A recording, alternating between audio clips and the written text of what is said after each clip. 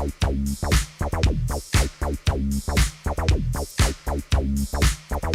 like drama. We don't like drama, but it definitely spices things up. That's for sure. It makes things spicy. And here in the Get Reelisms headquarters, we only love drama. Spicy drama. We only like spicy. Okay, well, holy shit, ladies and gentlemen, we got some spicy shit happening today. Yes, episode 76 of the Get Reelisms podcast. I am Adam Chase Rennie. I think I'm Christine Chen. I fucking hope so. I hope so. I've been doing 76 episodes with a stranger.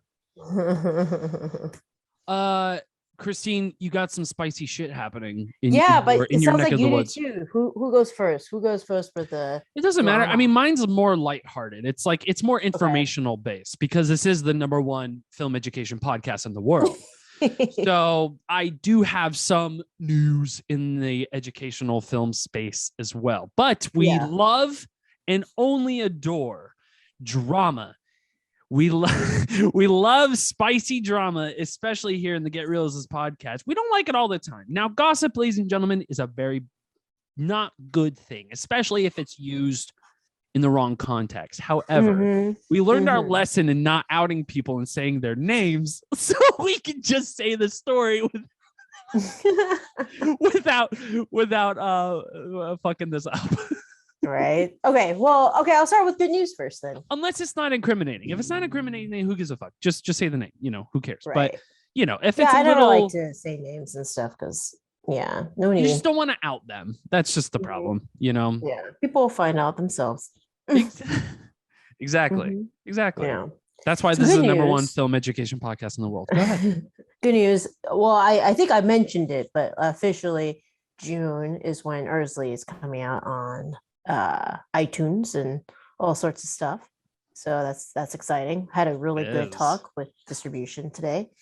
So yeah, it's gonna be kind of crazy. We're gonna start partnering up with different events to do very exclusive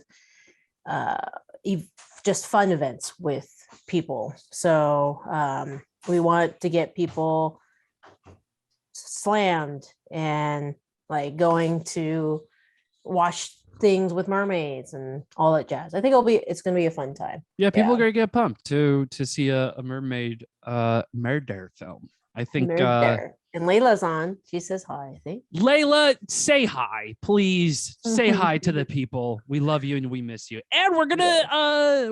Yeah, we have an interview with Layla soon. Oh shit, Layla. Yeah. Be nervous because we're next week. We're gonna come in hot. I'm kidding. Yeah, we want to know the drama. She'd be like, I really hated being in the swamps. I'll be like, no shit. Oh, you mean the place where we got bitten by 1,000 mosquitoes? Yeah. And use like a full can of off spray every single day. Yeah. So next week we're going to be chatting with our lead actress who plays Ursley. So everybody should tune in for that because that's definitely much more interesting than talking to us. I have a non sequitur question. I'm so sorry, but when's your heart out? Do you have I don't have one. Okay, good. All right. Yeah, I don't either. Just want to make sure. Then let's go till the wheels come off. Let's keep going, Christine. Sorry. Yeah. So so we're excited. The meeting with the distribution company was great. We're talking about limited theatrical just events in making a spectacle. I want to hit up obviously places in Louisiana. New Orleans is one place I'm looking at. Shreveport, obviously, because Shreveport, lots of people from Shreveport in this film. And then in Texas, we're gonna obviously look into Austin, hitting up some cool small town college towns. So yeah. So if you are part of any of that, if you're a part of a frat or a sorority of any sort, we're looking to partner up with you guys, throw a big ass bash with tubes and shit. So we're excited about that. And I'm looking into LA as well. all over Texas, so Houston and Dallas around there. Yeah, I'm excited.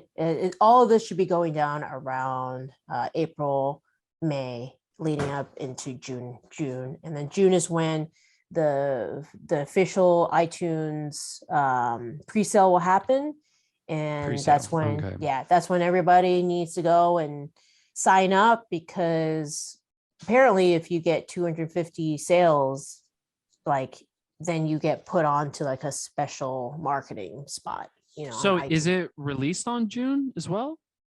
Yeah, like yes, they're gonna have Okay. a special So date. there's a pre-order and then following the full Yes, release on correct. iTunes. Gotcha. Yes, Okay. yeah, like there'll be a flash sale type thing. So it's like How exciting. super exciting. I'm excited. It's so Yeah, fucking awesome. it's gonna be neat to try to find it to discover the audience, and we wanted this to be a fun event. It's a film that you're not supposed to take yourself seriously about. We want you to get wasted and watch the film and like laugh and cringe, and we want mermaids. We want you to swim with watch the movie with mermaids and shit like that. Like it'll be fun. Yeah. I think So so. that's I think it's going to be a great time. yeah, I think that'll be a good time too. But that's the good news with Ursley. Um, the drama is, remember I was supposed to AD a film here in Shreveport. Yeah. Yeah. I am no longer doing that. Ladies and gentlemen, Christine got fired. No, I didn't get okay. I withdrew. She finally lost it in the middle of set, ladies I and gentlemen. lost She it just and I lost said, it fuck on a y'all, PA and I left. and just yes, and attacked the crew. Hey, what's going on, Coda? But no, I resigned. Gotcha. Copy Yes. that. It was Under a what? sinking ship. Gotcha. Let's just say that I've learned a lot. What I've learned from my AD career, short as it is that there are wonderful men in this world, and there are not so wonderful men in this world. And what defines the not so wonderful men in this world is the inability to process trauma or process their emotions. And because of that, they project their insecurities on everybody else and makes it everybody else's problem when they themselves are Right. the problem. Yeah. And it's sad. So shit. Yeah. You're in one of happens those. a lot. Yeah. Oh yeah. I I've believe that term is called toxic masculinity. You're right.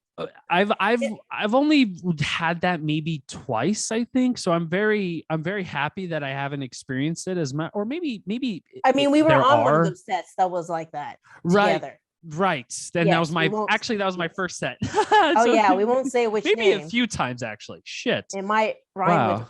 with Reams. Yeah. Yes. I I didn't quite realize until now how, like it's just there's just like, there's just toxic. I would say there's toxic people in general, but Yeah. men for whatever reason in particular, it's a fucking like, you're right. Like there's just men who just can't handle the trauma and they're just like, they can't process it. And so right. Here's something I've noticed too, is that because they can't fathom themselves handling multiple things at once, they assume because they can't do it, nobody else can as well. I get this a lot. I get this like, you're distracted because you direct and you are making other films and stuff like that. So therefore you can't do a good job on my film. And I'm like, okay, maybe you can't do a good job if you were working on several films. That I can succeed very well in doing multiple things. I know it's not like common. Right. It's there aren't many people who can do it, but just because you can't doesn't mean that I can't. Yeah, it doesn't apply to everybody, my dude. Wow. Yeah. So apparently I was just like, being genuine, and I like to talk about Ursley because the crew that's going to be on this particular film is all Ursley crew, and I'm so proud and I love them and I think they're badass, and so I talk about it. I love talking about badass people. So I'm like chatting happily, being like, yeah, this crew is so awesome. Like, we're lucky to have them, and like they're the coolest and the smartest and like such hardworking people because we did a feature and blah blah blah. Yeah, apparently they use that and said that, oh, she's because she directs and stuff, she's not dedicated to my film. I was like, oh my god. What? You wouldn't accept the job in the first place if you knew you weren't gonna put your full 100%, dummy. I know. Like, I never, and this is the thing, like when we were doing Ursley, I never once, I knew people, I want people to continue to work on their shit and to do stuff and to be on multiple projects and to, that's how we get more gigs and how we expand. And I love it when Grace is a director, and yeah, she's grips and gaps too. And I like it that so and so is writing, and I love it. Yeah. That doesn't mean that like just because she does that she's not focused on my film. You're so like, distracted. You're just she's so distracted. What the all fuck the does that mean? It does. Yeah. It means nothing. It means it's truly nothing. That's only because of their own insecurities that they can't imagine handling multiple projects at once, that they assume that nobody else can. And it's like, it's ridiculous. So that's one thing. And then the second thing was that like they kept pressuring a certain line producer who also happens to play a certain role in Ursley, that like I'm not working on the schedule. And I'm like, dude, here's the schedule, but I can't perfect it because there are no locations. Yeah. How about you make a fucking decision on where the locations are going to be, and then I will perfect the schedule, because schedules are affected by where locations are. Where the fucker's going to take place. Uh-oh. Yeah. Yeah. And I'm like, I am not going to waste my time making 10 hypothetical schedules for you. That's true. You know? Yeah. You either tell me where this film is going to take place, or right now I'm at a standstill. And you would think that they, like, people like this would understand the redundancy. You know what I'm saying? Like you would think so. You would think that like having, because it's common sense between you and I, and to a lot of people who we work with and collaborate still, you know, it just, it's shocking. And sometimes you're reminded of that when you work with some of these people and you're like, oh, you don't. Oh, I was excited too, because I'm like, okay, you know your way around a film set, you know, you're a UPM, clearly you know how a film set works. Sure. Expecting like, and this is, I've learned this now, having worked with 2 directors who had worked as crew for other things. Just because you might be a UPM or been a crew member of some sort does not make you a good director. Does not default make you a director. Right. Yeah. Director. I've learned this the hard way. Gotcha. Yeah, no, not at all. I was like, wow. How is this not something that you, but then now I'm like realizing, okay, if you're UPM for giant ass budget film, sure, you can wait to the last minute to make any decisions, because you can pay up the ass a lots of money to get shit done fast. Yeah, absolutely. But when you're doing a low budget film, you don't have that luxury. You got to make some decisions. You're going to pre-production everything in pre. Because making that happen is going to take 5 times the amount of time, because you don't have money to do it. Right? So you have no money, you need time. You can't have no money and no time, because then you'll have shit. So that's the problem, is that these people are used to big ass budget films and being like waiting till the very last minute to make any effing decision. And it does not work well for for low budget films at all. And sadly, they're going to discover that very, very soon. Right. So like poor another amazing production designer that we know of, duo, badass power couple, Hannah Reese. Oh, really? So they Oh, like wow. freaked out on them because they pulled the trigger on stuff, because they're like, if we don't start working on the cabin, then our shit's gonna look like shit, or Right. we'll be like pulling all-nighters, you know. And they're like, well, we didn't approve anything. And it's like, well, fucking approve something. We can't do it last minute. What are you talking Yeah. about? That's not how it works. Yeah, poor Wow. things. They're like, we are having Oh, to I feel so reconstruct. bad. Shout out to Reese and No. Hannah. We love Reese and Hannah. We love Yeah. them. Yeah. So Power duo. Yeah. Well, I mean, listen, like you said, the ship was going to sink. oh, the ship is sinking. Oh, I can You see know? it. And it's sad, and I feel bad because there's many people that I love that are on this ship, and I'm like, dude, guys. But the thing is that I'm hoping that, and I'm confident that, with because the right support, I think wasn't Kel supposed to be on this set too? Yeah, I told okay. her, Because we were talking about it a little bit, and she was like, yeah, "There's I some back told and her forth going on," and I'm she's like, smart. She's like, I'm not leaving till I have a deal memo. I'm like, right. Yeah, exactly. Don't. Yeah. Yeah. And I'm like, I don't have a deal memo. I haven't been paid for anything. But the biggest thing though is that, like, I don't want it to not succeed, because there's so many people on there that I want it to work well for, you know. Mm-hmm. But the other thing is that, like, I don't have respect for people who can't respect. Here's why I decided to move to LA. Because just the simple fact of me being in a place called LA apparently makes me better at my job.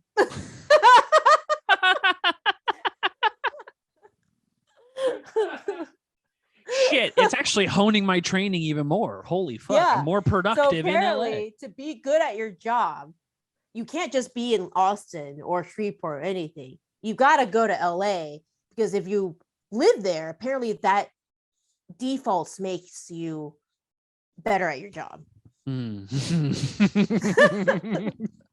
So that's a big problem. So, like, they're like, we want to hire somebody from New York and, like, from Atlanta and from fly people from LA and stuff like that. Like, they don't respect, like, the level of work that, like, Hannah Reese can do just because they're not from LA. Right. They won't hire, like, Eli. They want to make him, like, the best boy. Oh, Eli, like, right. Yeah. He's like the best. But 100%. Because he doesn't have an F in IMDb, because he doesn't need one. Don't you just want a guy who's experienced and can get the job done in a timely fashion? Yeah. I know. But sure, let's why not just, if this is how you're, like, legit logically, like, seeing stuff, why not just hire some film student, like, from LA, because they're from LA? Right. Yeah. I was gonna say, you might as well, if that's gonna be like your thought process, is that just they by proxy of location, they're inherently better than anybody else in the country. It's awesome. By proxy, if I'm in LA, I'm a better filmmaker. Right. Yeah, E equals MC squared, and that, you know, the biggest discovery. Really seeing that now, like, holy shit. That's why, like, actors have told me that there's a running joke that for Austin actors that they have to move to LA to book gigs in Austin. Yeah, I heard that too. Yeah, it's kind of sad. There are literally people who do not have imagination and just see it as, like, a stamp. I get it. There is a little bit, like, it's like, if somebody wins, it gets into South by Southwest, right? At least we kind of know that it's not the 4,000 other films that didn't, like, that there is a certain kind of caliber, maybe, but that does not mean that the films that didn't get into that are not equally as good, right? Yeah, I was going to make that argument. Yeah, it's like Harvard versus University of Texas. Okay, if you got into Harvard and you couldn't get into it, and you got into University of Texas, like, sure, maybe that person who got into Harvard is just a little bit more smart, maybe. But they've done studies on this. Like, no, it's not. That's just one gatekeeping way. Just because like somebody doesn't want to do the job of getting to, it's a risk. It's a risk thing. Like, okay, it is more risky, of course, to put your faith in somebody that has no labels of what society places on being good at your job. Sure. So there is more risk there. But just because this person hasn't won any awards or like doesn't have a particular label or come from a certain kind of family, so it does not mean that that person cannot do an equal, if not better job than somebody who is graduated from NYU Tisch or whatever, right? You know, blah, blah, blah. So it's really dumb. Like, it's literally, the logic doesn't make sense. Yeah, it doesn't. And it's kind of the same thing like in a lot of other industries as well. It even in my previous career in retail, like I've worked in a company, I won't say what because I'm not going to out the company, but because it's a pretty big company still, but they want to only hire managerial positions who have like degrees, right? Who have degrees. It's like, this is fucking retail. All you're doing is balancing a schedule and making sure you're making money. That's it. That's all you're doing. Yeah. Can you use Excel? Can you use a computer and not smash the keyboard in your face? Great. You got the job. You got the job. I know. It's crazy. There's a level of competency that I understand that they have as a standard. I get it. Yeah. But you have to also understand that if you just, I don't know, interview and get to know people, especially in surrounding areas, let's say wherever your location is, maybe you can surprise yourself and you can find people locally for probably, honestly, like not as much as the cost as what you can probably hire someone from LA, considering the fucking expenses to fly them out and shit like that. That's just, what the fuck? There's just so much money when you could just easily source it from there, which I don't necessarily believe that, like you said, the hub is not there in one particular spot. You know, it's scattered across the entire country of so many talented filmmakers that you're sort of robbing them of a job. One. And well, that's what it is. That's why I'm like, okay, dude, right. Like, who do you think you are? Like, it's a little arrogant. It's extremely arrogant. Yeah. So arrogant. I'm like, who do you think you are? I'm like, oh, by the way, I am in LA. Oh, does that make me better now? Like, right. What the fuck? Right. What have you made? Yeah. So for them to just like completely discredit just some of the most talented people that I've worked with, like, is saddening to me. And I hope they get their shit together, because that boat is going to sink very, very fast if they don't change their outlook, you know? So whatever, maybe they'll learn something from it. Maybe, I'm hoping, and I know that the team that somebody named Gibson might have is going to kill it and going to show them. But if it fails, I know it's not because of the team.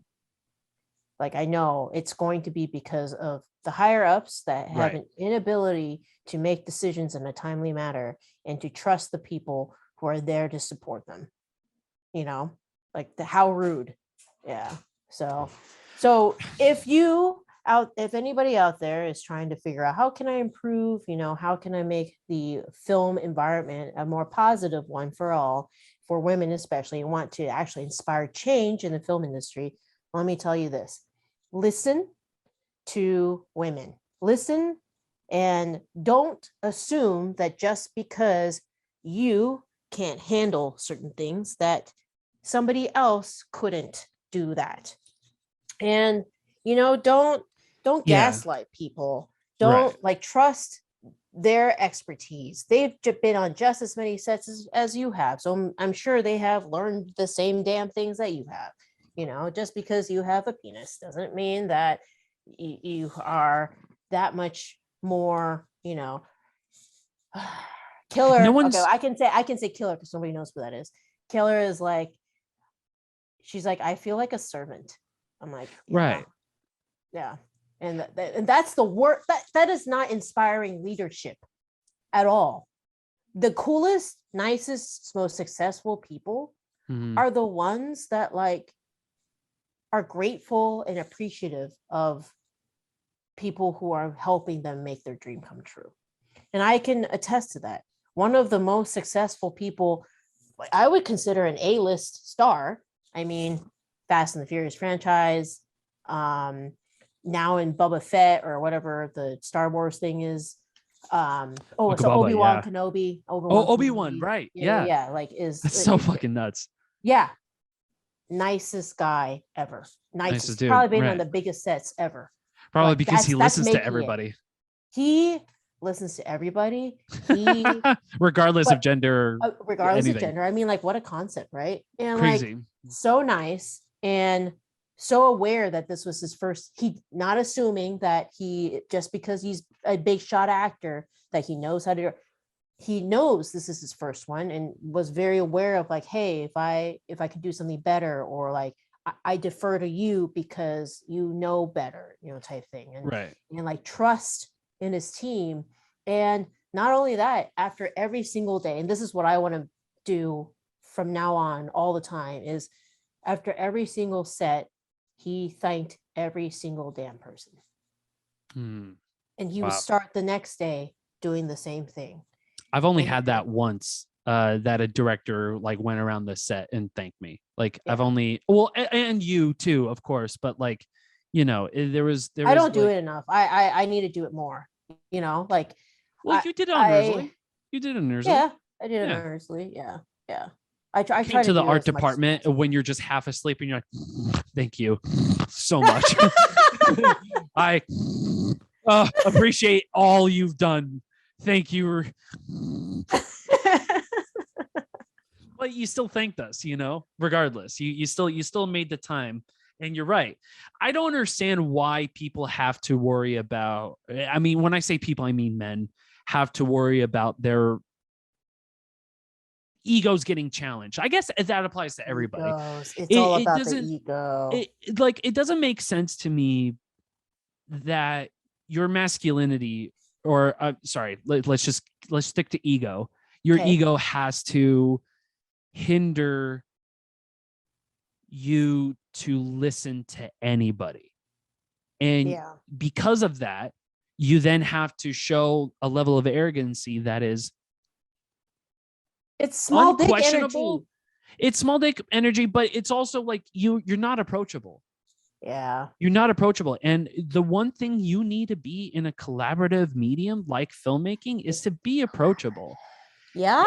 And you kind of have to just understand like, hey, just because you're having a bad day, everybody has a bad day. I get it. But your ego's not getting challenged. No one is challenging anything. They want to make the same thing you want to make. Isn't that nuts? To have that mentality that maybe the aid, anyone from the first AD all the way to the best boy key grip, they got the number one goal in their head is to make this shit happen. Yeah. Regardless, it's their job. It's what they're hired to do. Yep. And if you just put your focus onto the right people who do have that said focus and time, because let's be honest here, let's just say hypothetically there are shitty non-union people across the country. There's equally as non-shitty or shitty union people in fucking Los Angeles, and there are shitty people. There's shitty people everywhere in all walks of life. So if you shit on non-shitty people, like what the fuck? You do your thorough work and you talk to people. Oops, I'm so sorry, filmmakers. You have to talk to people. Because you have to put your fucking ego in front of you as a defense shield so that you don't have to talk to anybody, because anybody would tell you otherwise in what your art has to say or challenge your ego, where neither of the cases anybody is challenging. Neither. And we all want to do the same thing, is to make cool shit and make this film happen. Yeah. I don't. And the thing is this. There's no agenda.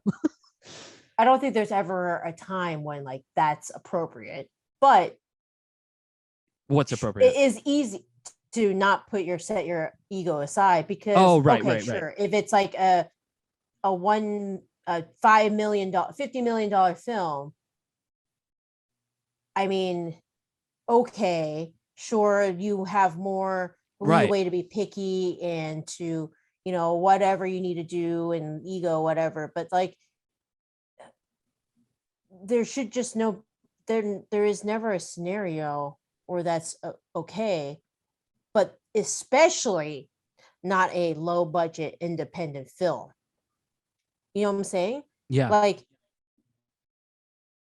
the reason why certain low budget independent films are even possible is that they have a team around it that believes in it. And if you alienate that team, what do you think is going to happen to your low budget film? It's going to disintegrate. It's going to fall apart. Yeah. Because why should they give a shit? They're not making anything. Why? Exactly. Why? The only reason they would give a shit is because like they don't want like their name on something that looks shitty, Oh, well, okay. But, yeah, that makes sense. It's like, but if it's a matter of like, hey, let's push through, let's get this shot. I need 30 more minutes. I know it's been 12 hours. I'm so sorry. And I'm like, that person appreciates me and that person has my back. Yeah, fuck yeah, let's do it. Let's make this film. Let's do it. Let's try to make it work. Now, if that person makes me scared to talk, to leave the office when I need to, or to that my opinion doesn't matter, or if they make me feel less than, or they don't respect me and they need that extra 30 minutes that could make or break their film, fuck it. Yeah. Why would I do that for you? No, because clearly they don't respect your time. Yeah, they don't respect you, period. Yeah. So that's my little rant, but it's it's powerful shit. I mean, it's kind of, it sucks that you have to go through that sucks. Because nobody should, but then you're kind of reminded that like, oh, there are incompetent people out there who just don't give a shit about me or literally anybody in this entire crew, let alone whoever they want to hire locally. Right. It's not union or non-union. People are people. Sorry. Yeah. I mean, people are people. Exactly. Right. Union or non-union, whether we live in LA or don't live in LA. People are people. Right. Yeah. Just the fact of me being in a different state doesn't make me that much better than somebody else. But that's a crazy notion to some people. That way, I am now in LA, so I am a much better filmmaker. Just by default.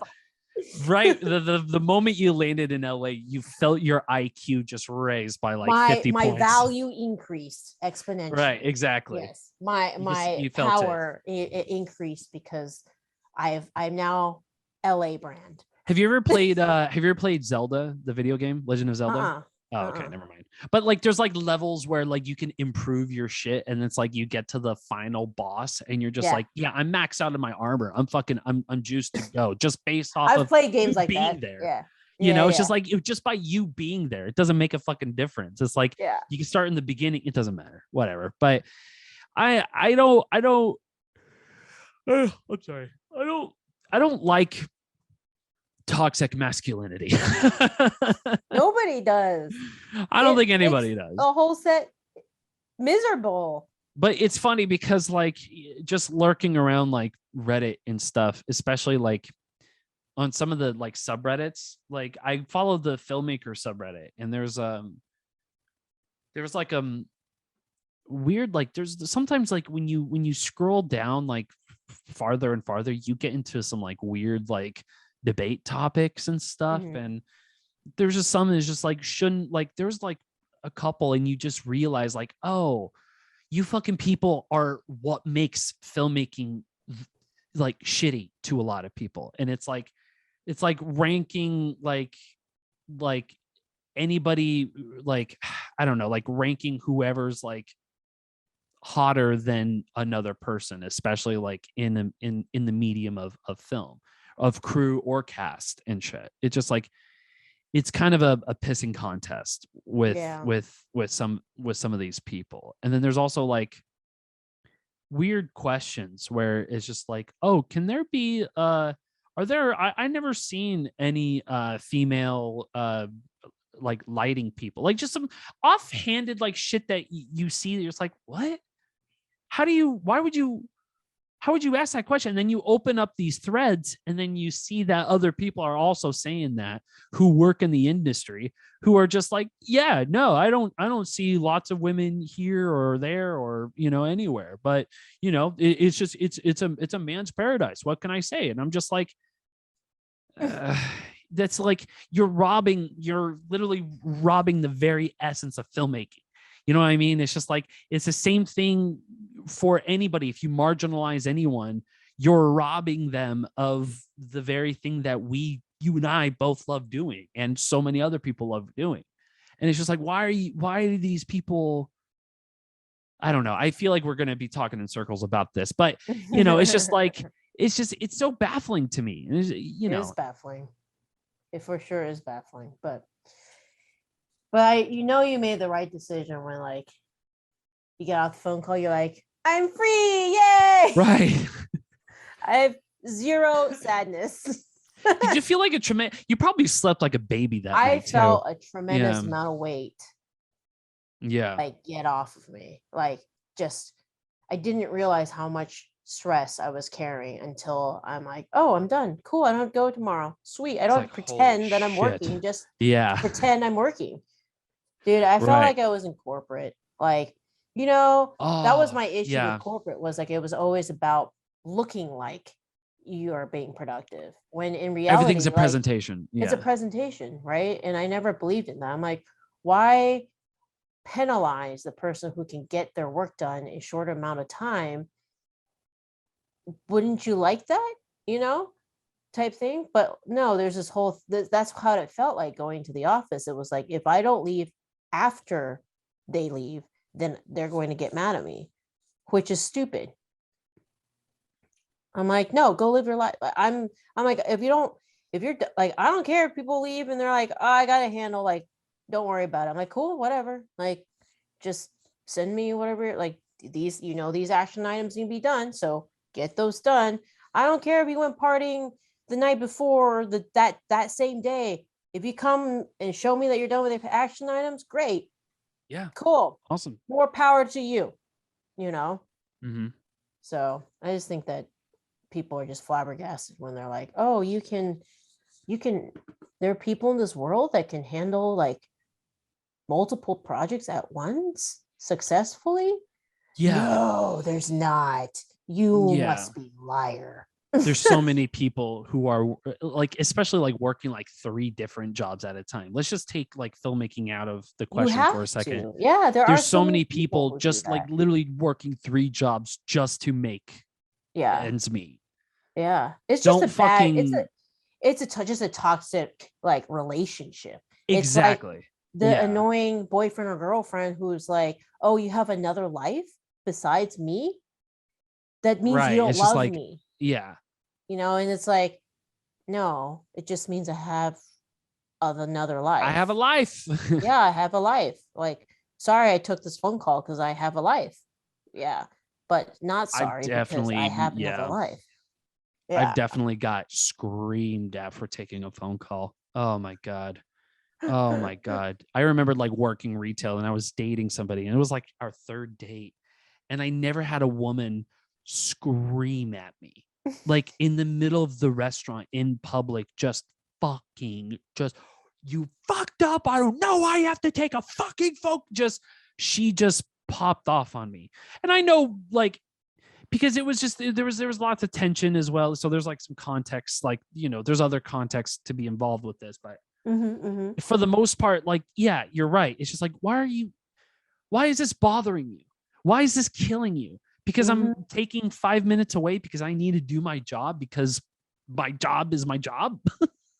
You know, I don't get it. And there's people too, you know, who I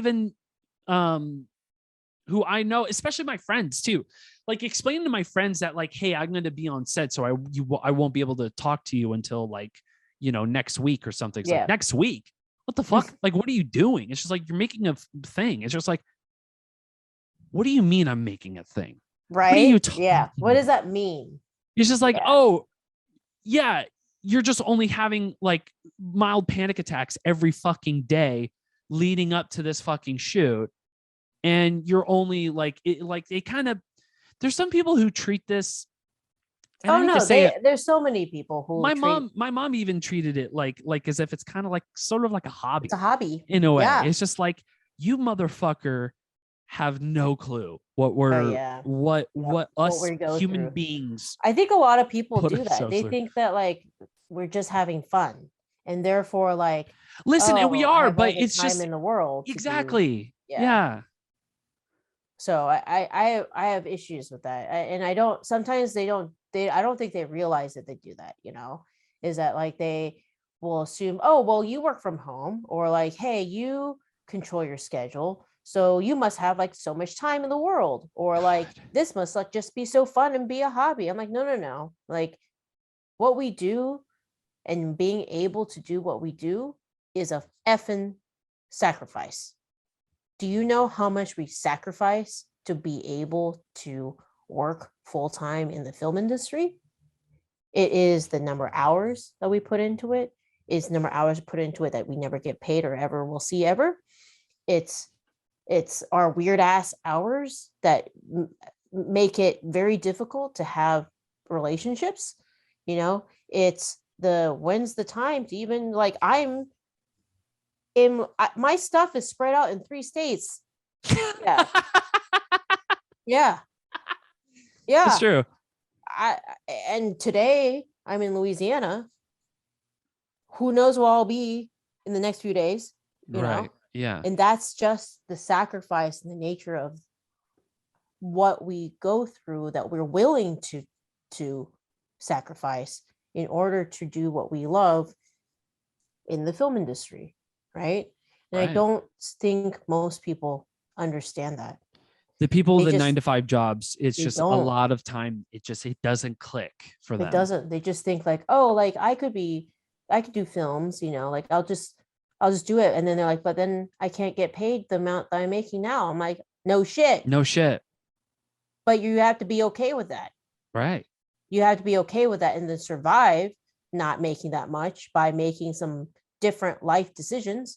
You know, you can't rent the apartment that you would like, or you can't go on those vacations that you would like and stuff like that. And that's fine. Like it's just priorities, right? And there's nothing wrong with wanting those things whatsoever. You don't think we do too? It's just, it takes a lower priority on what we want, which is being able to work in the film industry. That's all. You know? Right. Because like we would love to get paid more, but also it doesn't rule us. We're not trying to be tethered to the idea of, well, success equals money, you know. That's not how our measure of success is. Exactly.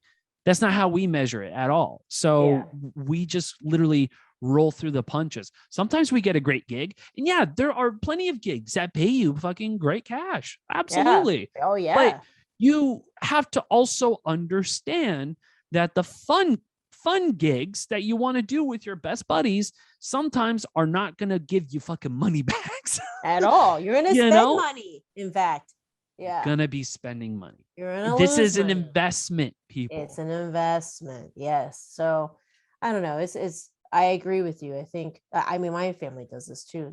I think they just think that I have like all the time in the world, you know, so that it like confuses them when like I don't answer the phone or something.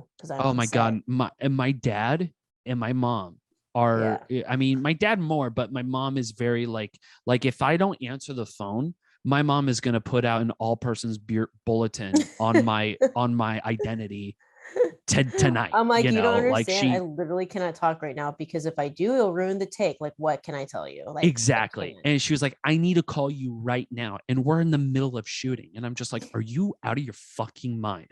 I'm working right now. And then one time, and she's like, that's cute. You're one working. And you're time, like, I am. exactly. One time I remembered like it was one set. We were in the middle of a take and she called me 17 times. She called me 17 times. If you're going to call me 17 times, ladies and gentlemen, I hope something burned down. Yeah. I hope something burned down or you got murdered or you got hit by a car. I need to know that if you're going to be 17 missed calls on my phone. So I call her back. I literally had to step aside and tell my art director, hey, my boss, hey, my mom called me 17 times. I don't know what happened. And I know you need help, but I don't know what's happened to my mom. So I need to call her back. And she was like, yeah. No, do your thing. You got to do it. So I do it. And she was like, hey, what's the Wi-Fi password to our router?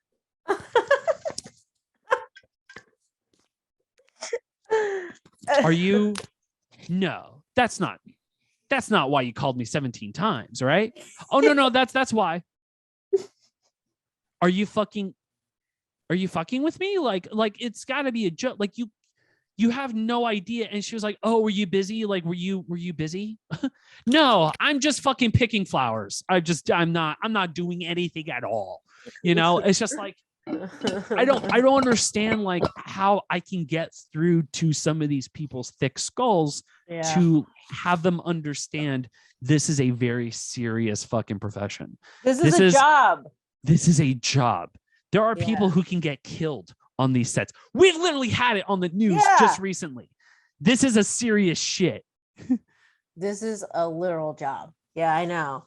It's the same. It's like, okay, I get like calling and disturbing my brother while he's in the middle of a surgery is totally difficult, but like you have to equate that I can't, it's the same thing. I also can't, like, you just, like, if I know my mom is working and I know she's like working like at her job, I'm not going to call her unless like there's something just literally happened.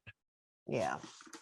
You know what I'm saying? Like, it's crazy. Sorry, I didn't mean to interrupt, but it's just like, it literally like, it literally like tossed me for a fucking loop that one time. I couldn't believe it.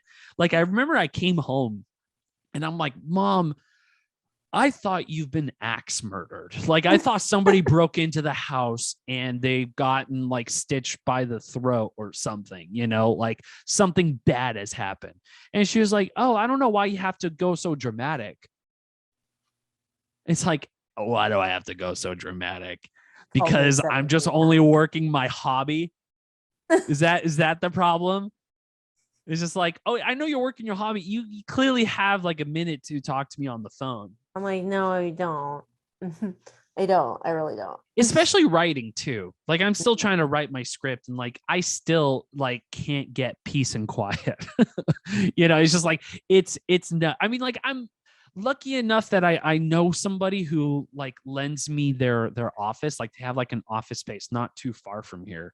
And a guy who I worked with on a set, he has this office space and he was like, hey man, like, if you need like a space to just like whatever, it's yours. Just pay me like for the time that you're there. And I'm like, are you fucking serious? He's like, yeah.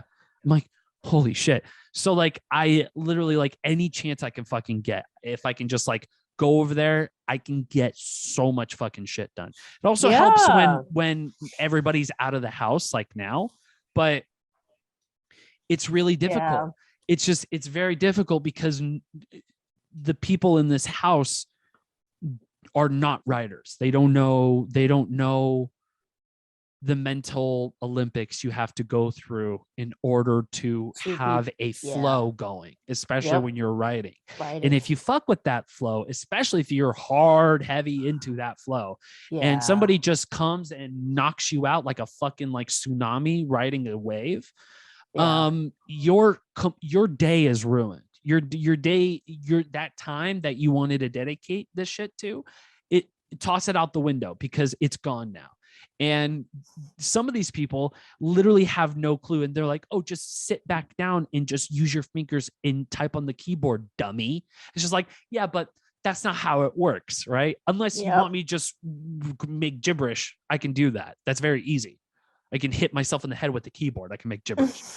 So a lot of people just truly just don't understand. They don't get it. And they don't understand. I mean, I can't fault them. It's like some people just you can't fault them to a certain extent, Christine. Right. And then something's got to give. Right. Something's got to give. And then you're always going to disappoint them. You're always gonna upset them. They're gonna be upset with you and whatever. Yeah. You know, sorry, I didn't mean to. No. Because I totally get it. Like, that's how I am when I'm working. That's why I loved it and it was really hard when the pandemic hit, because one of my favorite things to do was escape and go to like a coffee shop just to write.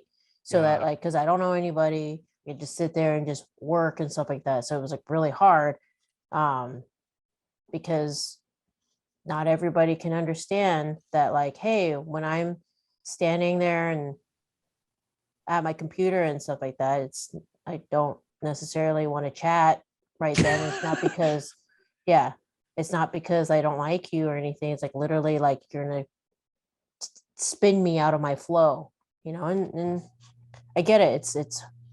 It's hard to understand that. So, but yeah, no, it sucks. You can't date. You can't have I mean, you know, I'm sure there are plenty of people out there who totally understand, you know, working and being independent and shit. I like to think there are, but you know, I mean, as far as I've dated so far, there have been none that really, really, truly understand that when I'm on set, and it's go time and I'm working. And I'm sorry. I know you hate me because I told you I would be here on this day, but now I can't, you know? And also we see each other all the fucking time. Why do I need a set date for us to see each other? When I'm not here, I'm there. And when I'm not there, I'm working. Yep. Whatever. But there's just some people who just can't, who don't have that mental capacity to understand that we are in some heavy fucking shit called work. Filmmaking is not a hobby. Yeah. Wait, so like filmmaking's so like, isn't it just like a bunch of people with lights and like a prop or two, and then like you just like run a camera and then that's it, and then you just call action and a cut and then you go home? Like, I don't understand what the problem is. Why does it take 15 hours long? Why do you have I don't like it. So triggered. Yeah. You just makes you want to throw a computer chair at them. But needless to say, was there anything more in that drama? No, that's about it. I think toxic masculinity. People don't understand filmmaking. Art profession. Yep. Toxic masculinity and people not understanding the film profession. Hashtag film life. Hashtag film life. And speaking of film life, can I segue you into a neat little camera? Yes. Thing. Okay, so I wonder if I can. Let's see here. I want to share the screen and show you this because it's really interesting. It's really, really cool. I like it. Hold on. Oops. Yeah. Okay, cool. So are you seeing this now? No. It's on Facebook. I'm sharing the screen on the Zoom. Okay. Oh, yeah. You see it? Okay. So this is a rover electric stabilization cinema dolly. Oh. So this is a remote controlled dolly that you can, you know, like literally chart a pathway and just by remote, just literally chart that pathway. So like you can like have it just like, you know, you controlling it, or you can program it to just go in a specific path where the direction is going to go to. And then also it has it has smart object tracking. Like there's like a whole YouTube video. This is way too long though, and we don't have time to watch the video. But basically, like they can just have a tracking shot, and they can focus on the object by you programming them whatever object you want. It'll just track. Right. It's pretty fucking cool. And this is on Kickstarter. This is a brand new crazy. This is a brand new thing. It's already like hit way past its goal of 65,000. It's at 314 now. But yeah, it's crazy. It's pretty cool. All terrain too. Yeah, it's just a neat little thing that I found this morning. Yeah. It was like on Reddit, and I was like, wait, what? That's so cool. kind of cool. Yeah. And also like see like it even like has springs, so like if it goes under bumps, right? Isn't that nuts, dude? That's cool. I think that's something that's been very fun, is to see all the different inventions for like film stuff. I really want to use like the robotic arm. I think those things are pretty sweet. The robotic arms are cool. Yeah, I've seen a lot of, and it can go. I didn't know this. It can go 20 miles per hour. That's crazy. Holy shit, that's fast. That's cool. That is cool. So yeah, I just wanted to see what your thoughts on this and technology in general for film stuff. For film stuff. I feel like I think it's fun. I think there's a whole world of things that haven't been explored. It really opens up like the possibilities of what you can film, right? Or how things look a certain way. Because in this case, you wouldn't even need a Steadicam up. You can just have this bad boy just fucking go wherever the fuck you needed to go. I mean, I guess like in terms of like, I don't know, changing like however angle of the camera, the shot you want, that might be a little challenging, but it's pretty cool though. It is really and it cool. like expands in different levels and shit. God damn, I didn't read this far. Holy shit. I guess my question would be like, how heavy can it actually hold stuff? Because like some of those cinema cameras get really, really heavy, you know? Yeah, it does. It didn't tell me how, what the weight is. Yeah, and also it like, looks like some of the cameras they're using are like smaller. Yeah. Like that doesn't look like a big camera. Yeah. What does that camera look like? That, I mean. Oh, actually that might be. Is that like a Ari and Alexa? Yeah, I can't tell, or red or something. And that's not bad. But the lens on it is definitely not I don't know if it's a cinema lens or not, which again would add a lot of weight. So I'd be interested in like how it would hold weight wise. Right. I didn't see it, but I could have sworn I saw like it probably has it somewhere. Yeah. Oh, hang on. It can be driven manually automatic with a load capacity of up to 33 pounds. Okay. 33 pounds. I don't know if that would. How heavy are cameras usually? It depends on what's on it. It depends on the camera, right? Yeah. Yeah.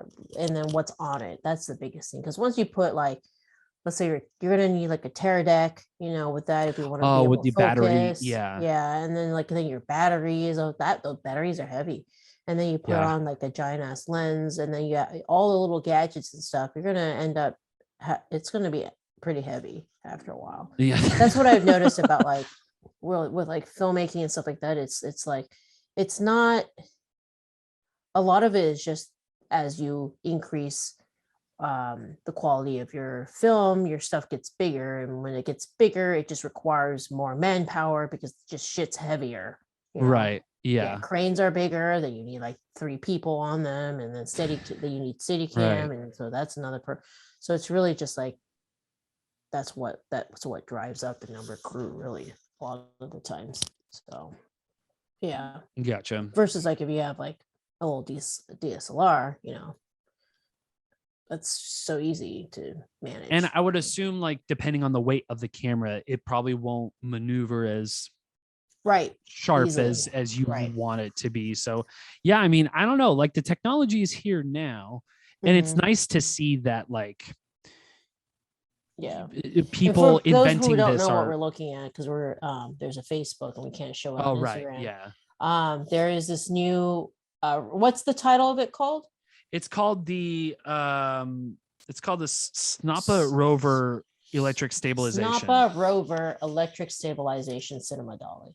Yeah, but it's pretty cool. It's like this. It's a remote controlled dolly that can program movements, precise speed control, and object tracking, which is fucking crazy. Yeah, that is awesome. So it's on Kickstarter right now, and there was like a video of more than $250,000. So yeah, there's a YouTube video, but it's like 5 minutes. It's too long. But there's like one shot where the dolly, the electric dolly, is like following a car, like pretty good, I would say. Like it's keeping up pretty nicely. Granted, you're gonna need a fucking wide street and shit like that. I don't know how big this motherfucker is, but it's it's there. The technology is there. So like, I can see the future of manless cam ops. It's crazy. Yeah, but like I don't think it'll ever be manless, because there's got to be a way to like control certain things, Well, and also like someone needs to monitor it at all times too, right? Like some operator should be by camera at all times, usually. Yeah. So here's something interesting. There's a guy in Jordan, like Middle Eastern Jordan. Right. Yeah. Yes. I have a cousin who lives in Jordan. Really?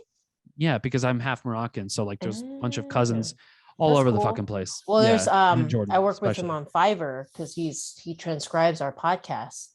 Oh, awesome. Yeah. So he messaged me to show me his desk, and he has a Film is Life mug that he bought. Yeah. Hey, that's I thought awesome. that was really cool. Yeah. So yeah, he's had to transcribe our stuff. That's rad. I'm hoping it's been at least interesting.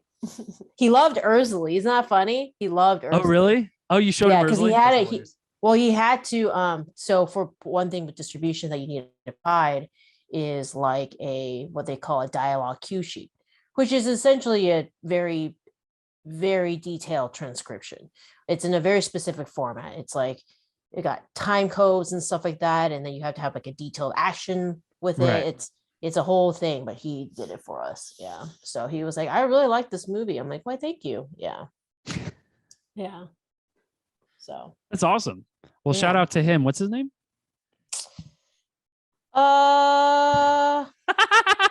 It's okay. Well, they don't always have their real names on the Fiverr. No, and that's probably for a reason. But we can shout out his Fiverr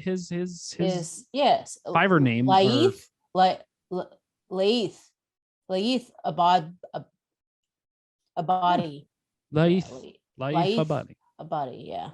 Pretty cool. Shout out to him. And thank you so much for the transcribes. We appreciate and supporting Get Reelisms podcast. We love you. So have you been you want to take this plane for a landing? Are you done?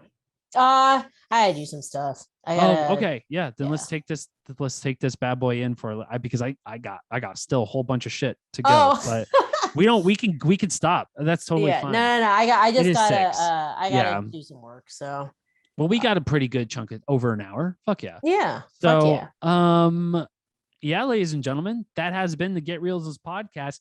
Get on getreelisms.com, pick up the book. Get it. And that poster behind Christine, get it. It's only $15 on I almost said Amazon. Jesus Christ. On getreelisms.com. Get it. It's pretty cool. Also, ursleyfilm.com for all it's coming. Yes. Ursley Film is coming. Sign up. Coming. Sign up for their flash sale. So in June, they can pre-order it. You can pre-order it for video on demand on iTunes. Mm-hmm. And the date of it release, can we share that? They'll announce it soon. We have not gotten that date quite yet. Yeah. Got it. Copy that. So put the pre-orders in June. Look out for that on iTunes. Get it. And previous episodes of the Get Reelisms podcast available on Spotify, anywhere you get your podcasting needs. It's been awesome going back through the old episodes, by the way. Yeah, it's fun. And understanding how abhorrent our fucking audio was for a while. Not just you, me too. Like there was like at least like 6 episodes of me using a Bluetooth speaker that I had no fucking clue had poor fucking mic quality. And I just sound like I was in a submarine. I had no fucking clue. So anyways, we learned our lesson, and it's awesome seeing us come full circle with better audio. So yeah, ladies and gentlemen, that's about it for us. Tune in next week. Hopefully we'll have another episode for you soon. We'll have more drama for you soon. Yes. That's about it. Christine, I think we're done, right? I think we're done. Toodaloo, everybody. Toodaloo. Thank you so much. Yeah. We appreciate you. Thank you guys for listening. Facebook, we appreciate you as well.